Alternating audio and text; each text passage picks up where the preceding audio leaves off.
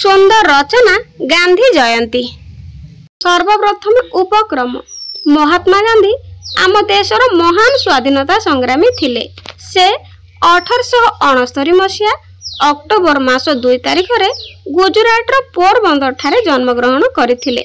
गांधीजी को पिता नाम थिला करमचंद गांधी और माता पुतुली बाई। गांधीजी को पूरा नाम थिला मोहनदास करमचंद गांधी।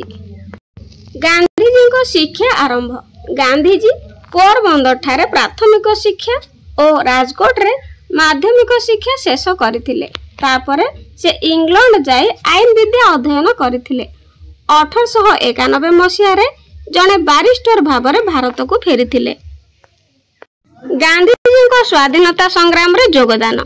स्वाधीनता संग्रामी मानक मध्यरु गांधीजी हेउछंती अन्यतम। से आईन अमान्य आंदोलन, असहयोग आंदोलन, लवण सत्याग्रह, भारत छाड़ आंदोलन एवं आहुरी अनेक आंदोलन सूत्रधर साजी भारतर स्वाधीनता आंदोलन को तीव्रतर करथिले।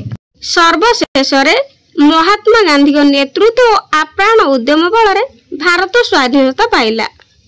महात्मा गांधी जो भली भाबरे शांति और अहिंसा मार्ग रे परिचालित होई नृशंस अत्याचारी इंग्रेज मानक आम देश छाड़ी चली जावाक विव्रत कर देथिले ताहा पृथ्वी इतिहास रे विरल।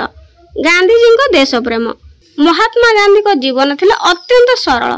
से विदेशी द्रव्यर वर्जन और स्वदेशी वस्तुर प्रचार और प्रसार निमंते निजे खदी वस्त्र बुणी पिंधुथिले। से लोकमानकु मानविकतार वार्ता देउथिले।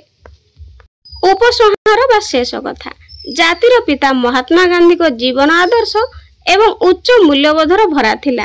से सत्य और अहिंसार पूजारी थिले।